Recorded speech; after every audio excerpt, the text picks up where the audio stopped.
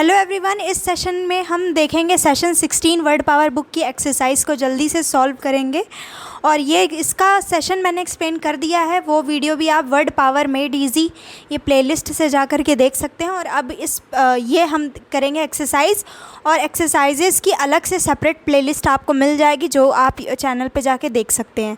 Answers नीचे लिखे हुए हैं बट आप उसको अभी इग्नोर करिएगा। मैं यहाँ से आपको ऐसे ऐसे एक्सप्लेन करूँगी और सेंटेंसेस यहाँ पे मेन है कि इसको समझना है। उसके बाद वर्ड तो आपने सीख ही रखे हैं तो आप उसको आराम से सॉल्व कर सकते हैं।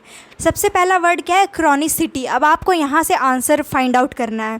तो ऐसे अगर मैं डायरेक्ट एक एक रीड करके करने जाऊँगी तो उसमें टाइम लगेगा। आंसर हम डायरेक्ट देखेंगे पर मैं आपको ये सेंटेंसेस प्रॉपरली समझाऊंगी, ठीक है। देखिए फर्स्ट का आंसर आप देख सकते हैं सी है, लेकिन क्रॉनिसिटी मैंने आपको क्या समझाया था? कंडीशन ऑफ कंटिन्यूअल और रिपीटेड रिकरेंस, यानी कि किसी चीज़ का बार बार टाइम पे होना। ये चीज़ आपने इस सेशन में सीख रखा था। तो आपसे पूछा जा रहा है उस कंडीशन को क्या बोलते हैं जब कोई चीज़ बार बार रिपीट होती है, टाइम पे कोई चीज़ होती रहती है। तो किसी चीज़ का टाइम पे होने के लिए क्या वर्ड है? वो है क्रॉनिसिटी। फिर देखिए नेक्स्ट वर्ड है एनाक्रोनिज्म। इसका मीनिंग मैंने आपको क्या सिखाया था? कोई चीज़ जो कि आउट ऑफ टाइम हो। अब यहाँ पे हम इस वर्ड पे फोकस नहीं करेंगे डिटेल में, क्योंकि ये हम सिर्फ एक्सरसाइज कर रहे हैं। एक्सरसाइज उन लोगों के लिए जिन्होंने ये सेशन को देखा और समझा है। एनाक्रोनिज्म का मतलब होता है कोई चीज़ जो कि आउट ऑफ टाइम हो, ठीक है। अब इसका आंसर यहाँ पे एफ दिखा रहा है, तो नेक्स्ट देख लेते हैं। समथिंग और समवन आउट ऑफ टाइम, कोई चीज़ जो कि आउट ऑफ टाइम हो, ठीक है, अलग ही ज़माने में का हो, तो उसके लिए क्या वर्ड हो जाएगा? एनाक्रोनिज्म हो जाएगा। फिर देखिए तीसरा शब्द है इनकॉन्ग्रुइटी। इनकॉन्ग्रुइटी का मतलब क्या होता है? आउट ऑफ प्लेस, ठीक। अब ये मीनिंग पे अगेन फोकस नहीं करेंगे हम, क्योंकि इसको आपने ऑलरेडी सीख रखा है। समथिंग और state of being out of place, कोई चीज़ का या फिर आप खुद, कोई इंसान खुद आउट ऑफ प्लेस है, तो आप क्या बोलेंगे उसके लिए? इनकॉन्ग्रुइटी, ये वर्ड है। फिर क्रोनोलॉजी का, किसी चीज़ का क्रोनोलॉजी में होना। अगर आप ये सेशन को फर्स्ट टाइम भी देख रहे हैं तो आप देखिए कि क्या ये वर्ड्स आपको आते हैं, और अगर आपको ये वर्ड्स टफ लग रहे हैं तो आप ज़रूर से इस वीडियो को या फिर वीडियो के थ्रू या फिर आप इस बुक को डायरेक्टली आप खुद भी पढ़ सकते हैं, काफ़ी नॉलेज मिलेगी। क्रोनोलॉजी का मतलब क्या होता है कि किसी चीज़ का टाइम के अकॉर्डिंग, कोई घटना टाइम के अकॉर्डिंग एक प्रॉपर अरेंजमेंट में होना, टाइम के हिसाब से, कि यानी कि 1940 में जो इंसिडेंट हुआ वो, फिर 1947 में जो हुआ वो, ठीक। Calendar of events in order of occurrence, ये इसका आंसर हो जाएगा क्रोनोलॉजी का।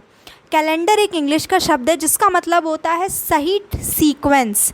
कैलेंडर को आप सीक्वेंस भी समझ सकते हैं कि सीक्वेंस ऑफ इवेंट, यानी इवेंट का sequence, in order of occurrence, यानी कि जिस प्रकार से वो चीज़ अकर हुआ था उसी सेम ऑर्डर में, ठीक। फिर फिफ्थ क्या है? क्रोनोमीटर। अब क्रोनोमीटर आपने क्या पढ़ रखा था?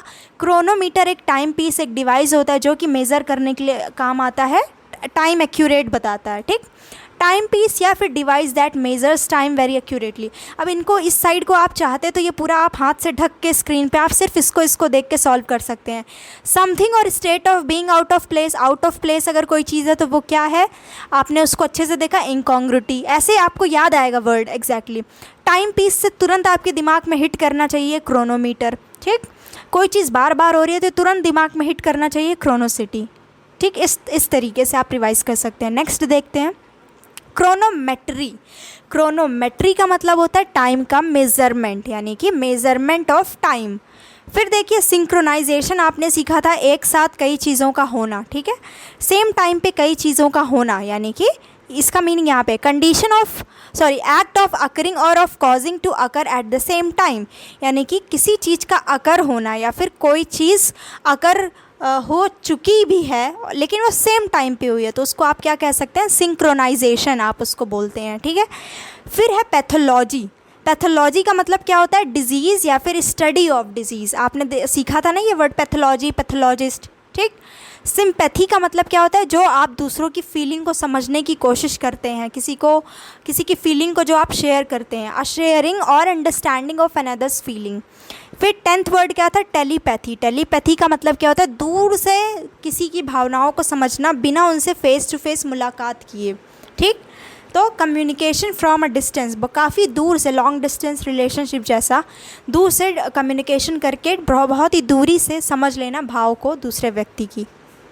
फिर देखिए नेक्स्ट एक्सरसाइज, ये 10 क्वेश्चंस थे, आपने यहाँ से 10 क्वेश्चंस किए। अब देखिए ये नेक्स्ट एक्सरसाइज। Number 1 pathologist. मैं मीनिंग बताती हूँ आपको। पैथोलॉजिस्ट का मीनिंग आपने क्या देख रखा था? वो इंसान जो कि टेस्ट करते हैं, एक्सपर्ट होते हैं जो कि टेस्ट करते हैं, या तो ऑटोप्सी या फिर बायोप्सी। ये सारे वर्ड कवर हैं सेशन में। पैथोलॉजिस्ट, अब इसका आंसर यहाँ पे क्या है? One who examines tissue to diagnose disease, यानी कि वो इंसान जो कि एग्जामिन करते हैं आपके बॉडी के अंदर जिस एरिया में प्रॉब्लम होती है वहाँ के टिश्यू को जो एग्जामिन करते हैं, किस लिए? ताकि वो उस डिज़ीज़ की दवा बता पाएँ, डायग्नोज कर सकें। फिर एंटीपैथी। एंटीपैथी का क्या मतलब आपने सीख रखा था? देखिए एंटीपैथी का मतलब होता है कि आपको किसी चीज़ से घृणा है, डिसलाइक है। इसका मीनिंग, इसका आंसर क्या है? के है। हॉस्टिलिटी यानी कि दुश्मनी, या फिर स्ट्रॉन्ग डिसलाइक। तो इसके लिए आपने वर्ड सीख रखा था एंटीपैथी, यानी कि डिसलाइक, एंटीपैथी। फिर देखिए अपैथी का मतलब क्या होता है? इंटरेस्ट ना होना, ठीक। तो ना इंटरेस्ट ना होने के लिए इसका आंसर एच है, लैक ऑफ फीलिंग या फिर नॉन रिस्पॉन्सिवनेस, यानी कि किसी चीज़ में अगर आपको इंटरेस्ट नहीं है तो आपके अंदर वो नॉन रिस्पॉन्सिवनेस है, यानी आप उस चीज़ को लेकर रिस्पॉन्स ही नहीं करेंगे। फिर क्या है? एम्पैथी। एम्पैथी का मतलब होता है आइडेंटिफिकेशन विद अनदर्स फीलिंग। अब इसका क्या मतलब है? कि दूसरे की भावनाओं को समझ लेना, आइडेंटिफाई कर लेना और उसको जीना, उस तकलीफ़ को। सिंक्रोनाइज। सिंक्रोनाइज का क्या मतलब होगा? Synchronise means happen or cause to happen at the same time और रेट। किसी चीज़ का सेम टाइम पे सेम रेट से किसी घटना का घटना, यानी कि सिंक्रोनाइज होना। फिर है एम्पैथाइज। अब ये क्या है? वर्ब के फॉर्म में है कि किसी की दूसरे की फीलिंग को समझना, यानी कि share another's feeling so strongly as to experience those feelings oneself. इसका मतलब क्या है? कि किसी और व्यक्ति की फीलिंग को इस कदर शेयर करना कि आप उसको एक्चुअली में एक्सपीरियंस कर सको अपने दिल में। तो 6 तक आपने सॉल्व कर लिए। फिर देखिए 7 एनाक्रोनस। मैं इतनी स्पीडली क्यों एक्सप्लेन कर रही हूँ? क्योंकि ये सारे वर्ड के मीनिंग बहुत डिटेल में मैंने कवर कर रखे हैं, और ये एक्सरसाइज वैसे तो बुक में दी ही इसलिए गई है कि आप उसे खुद से करें, ताकि आप उसको थोड़ा अपना ज़्यादा यूज़ करेंगे ब्रेन की क्या क्या, तो आपको ज़्यादा बेटर याद होगा। पर फिर भी हम कर रहे हैं तो मैं आपको इस पे ज़्यादा फोकस करूँगी, ये सेंटेंस को समझाने में, क्योंकि ये डिफ़िकल्ट लगेगी तो आप शायद ये ना कर पाएँ। अब देखिए 7 क्या है? एनाक्रोनस। अब इसकी मीनिंग आपको रट चुकी होगी अगर आपने सेशन देखा है। एनाक्रोनस का मतलब क्या बताया था मैंने? इसका मतलब होता है कोई चीज़ जो कि आउट ऑफ क्या थी? आउट ऑफ समय थी, यानी कि आउट ऑफ टाइम थी। क्वेश्चन नंबर 7, इस 7 का आंसर है सी, और सी है पीछे स्लाइड में, यानी आउट ऑफ टाइम, यानी कि एनाक्रोनस। फिर इनकॉन्ग्रुअस। इनकॉन्ग्रुअस का मतलब होता है आउट ऑफ प्लेस। ध्यान से देखिए, ये दोनों क्वेश्चन सेम टू सेम ऊपर नीचे दे रखा है ताकि लोग कंफ्यूज हों, तो यहाँ पे उनकी कंफ्यूजन दूर हो जाए। इनकॉन्ग्रुअस मीन्स आउट ऑफ प्लेस, ठीक। फिर था सिंक्रोनस। सिंक्रोनस का क्या मतलब होता है? देखिए सिंक्रोनस का आंसर है यहाँ पे E, occurring at the same time और रेट, यानी कि वही वर्ड अलग अलग फॉर्म में रिपीट हो रहा है। कभी सिंक्रोनस क्या है? एडजेक्टिव फॉर्म में है, सिंक्रोनाइजेशन क्या था? नाउन फॉर्म में था। फिर देखिए 10th वर्ड क्या है? पैथेटिक। पैथेटिक, इसकी प्रोनाउंसिएशन है पैथेटिक। पैथेटिक का मतलब ऐसी सिचुएशन या फिर दूसरे का इस प्रकार की सफरिंग कि आप उसके अंदर सिंपैथी जाग जाए उनकी तकलीफ़ को देख के, तो ऐसी सिचुएशन को बोलते हैं पैथेटिक। पैथेटिक का आंसर होगा सफरिंग, और या फिर अराउजिंग सिंपैथी और पिटी। पिटी का मतलब भी वही होता है, सिंपैथी, दूसरों के लिए। जैसे बोलते हैं ना आई पिटी यू, यानी कि दूसरों के लिए पिटी करना, यानी सिंपैथी करना। फिर देखिए नेक्स्ट वर्ड है आपका टेलीपैथिक। टेलीपैथी वर्ड का मीनिंग आपने देख लिया है। टेलीपैथिक का मीनिंग क्या हो जाएगा? वही है, बस फॉर्म चेंज हो जाता है, पार्ट्स ऑफ स्पीच चेंज हो जाता है। Relating to extra sensory perception. Perception यानी कि रियलाइजेशन। रिलेटिंग टू, कोई चीज़ रिलेट होना, कोई चीज़ जो कि जुड़ी हुई हो आपके एक्स्ट्रा सेंसरी, यानी कि आपके सिक्स्थ सेंस से जुड़ी हुई कोई चीज़ जो कि आपको, जो आप सिर्फ महसूस कर सकें। कोई पूछे अच्छा तुम्हें ऐसा क्यों लग रहा है, जैसे कि वो कोई बोले कि ऐसा आपको क्यों लग रहा है, तो आप क्या कहेंगे कि एक्स्ट्रा, मतलब कि वो आपका सिक्स्थ सेंस है, ठीक है। Relating to extra sensory perception, यानी कि आप ऐसा रियलाइज़ कर रहे हैं दूसरों का, मतलब कि सिक्स्थ सेंस है। कोई आप बोल रहे हैं कि मान लीजिए वो इंसान प्रॉब्लम में है, पर आपको ऐसा फील हो रहा है, बस आपके पास कोई प्रूफ नहीं है, पर तो ऐसी चीज़ को क्या बोलेंगे, आपकी टेलीपैथिक चीज़ है। फिर देखिए नेक्स्ट एक्सरसाइज, यस नो में आपको बताना है। मैं सेंटेंस पढ़ के समझाती हूँ, मन में आप आंसर सोचिएगा। Are these dates in chronological order. अब आपने क्रोनोलॉजिकल वर्ड का मीनिंग सीखा था, अब आपको पूछा जा रहा है कि क्या ये जो डेट हैं, ऑर्डर है, क्या ये क्रोनोलॉजी में है, क्या ये क्रोनोलॉजिकल ऑर्डर में लिखे हुए हैं। Are these dates in chronological order, क्या ये डेट्स क्रोनोलॉजिकल ऑर्डर में है। अब क्रोनोलॉजिकल का मीनिंग अगर आपको पता होगा तो आप फटाक से टिक कर सकते हैं। तो देखिए क्रोनोलॉजिकल का मतलब कि एक करेक्ट सीक्वेंस में होना। तो 1492 के बाद 1941 है, फिर 1586 है, तो 1492 के बाद तो 1586 आना चाहिए था ना, फिर 1941, यानी कि ये क्रोनोलॉजिकल ऑर्डर में नहीं है, तो इसका आंसर होगा नो। फिर देखिए इस pathology the study of healthy tissue.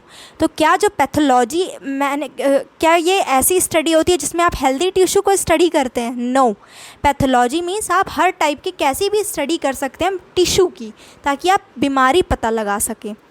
फिर देखिए इस telepathic communication carried on by telephone. क्या जो टेलीपैथिक कम्युनिकेशन होता है क्या उसे टेलीफोन पे किया जाता है। आंसर इज़ नो, क्योंकि टेलीपैथिक कम्युनिकेशन वो कम्युनिकेशन होते हैं जो आप किसी को दूर से देखकर ही अंदाज़ा लगा लेते हैं कि वो इंसान खुश है या नहीं है, या फिर तकलीफ़ में है। तो क्या वो टेलीफोन पे कम्युनिकेशन होता है। नो। फिर क्या है, does a sympathetic response show an understanding of another's feeling. क्या एक सिंपैथेटिक रिस्पॉन्स जो होता है क्या वो शो करता है कि आप दूसरों की फीलिंग को समझ रहे हैं। यस, सिंपैथी वही करता है, सिंपैथेटिक वही होता है जो कि दूसरों की भावनाओं को समझता है, यानी कि इसका आंसर क्या हो जाएगा, यस। फिफ्थ क्या है, is one antipathetic to things ideas और पीपल वन फाइंड्स अग्रीएबल। यानी कि जो इंसान एंटीपैथेटिक होता है, यानी कि जो दूसरों को डिसलाइक करता है, दूसरों के आइडियाज़ को, लोगों को, चीज़ों को, क्या वो पर्सन अग्रीएबल होता है, क्या उससे इंसान जल्दी से अग्री कर सकते हैं, या फिर वो किसी से अग्री कर सकता है क्या। नहीं, क्योंकि वो तो हर चीज़ को डिसलाइक ही करता है। फिर देखिए do apathetic people react strongly. Apathy कौन होता है, अपैथेटिक लोग कौन होते हैं, जो कि जिनको कुछ खास इंटरेस्ट नहीं होता है किसी चीज़ में। ठीक, तो क्या जो इंसान इंटरेस्टेड ही ना हो बात करने में, किसी भी चीज़ में, तो क्या वो स्ट्रांगली फटाफट रिएक्ट करता है क्या किसी चीज़ में। उसके सामने कुछ भी बोलते रहो, भैंस के आगे बीन बजाने जैसा है कि उसको कोई मतलब नहीं है, उसको इंटरेस्ट ही नहीं है। तो इसका आंसर क्या हो जाएगा, नो। फिर देखिए नेक्स्ट क्या है, ओके यहाँ पे शायद कोई प्रॉब्लम है, कुछ वर्ड गायब हैं। 1 सेकेंड, लेट मी चेक। चलिए कुछ एक्सरसाइजेज गायब है, आप उनको खुद ट्राई कर लीजिएगा, बस ज़रा से 7, 8, 9, 10 10 क्वेश्चन यहाँ पे। फिर देखिए नेक्स्ट इनको सॉल्व करते हैं।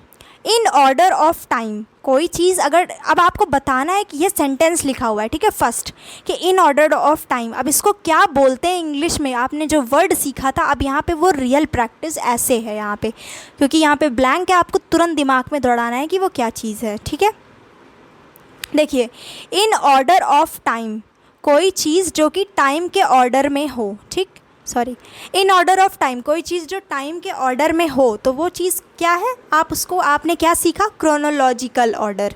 यानी कि आपने जैसे यहाँ पे देखा ना, क्रोनोलॉजिकल ऑर्डर यानी कि जो टाइम के ऑर्डर में हो। हालांकि ये नहीं था क्योंकि हमसे पूछा गया था, पर कोई चीज़ अगर टाइम के ऑर्डर में हो, अरेंज हो, टाइम के हिसाब से कोई चीज़ अरेंज हो, तो आप क्या बोलेंगे, उसको क्या बोलेंगे इंग्लिश में, क्रोनोलॉजिकल बोलेंगे।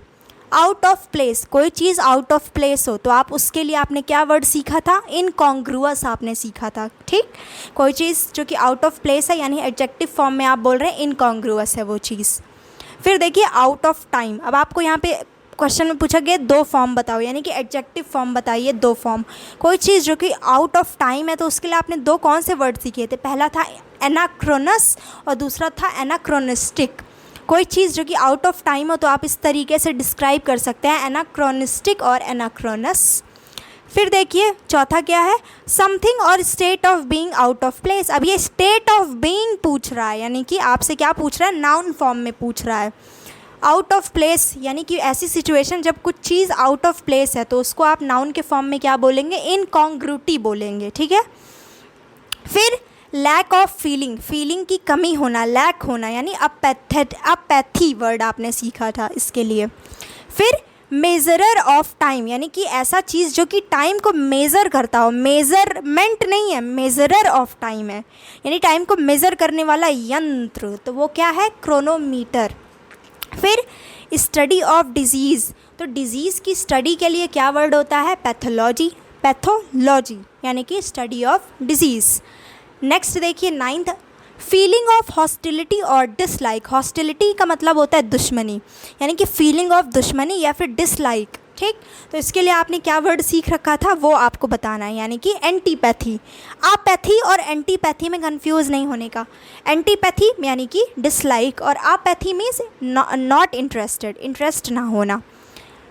10th, टू अकर और cause to occur at same time और रेट, किसी दो या दो से ज़्यादा चीज़ का एक समय पर होना या फिर सेम रेट से होना, तो उसके लिए आपने वर्ड सीखा था सिंक्रोनाइज, सिंक्रोनाइज।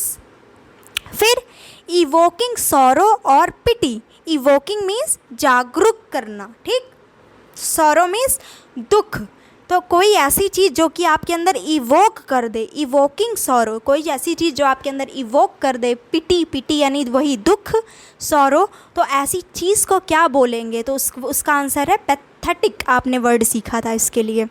फिर देखिए 12th, something out of time, कोई चीज़ जो कि आउट ऑफ टाइम हो तो उसके लिए आप क्या बोलते थे, एनाक्रोनिज्म बोलते थे, ठीक है।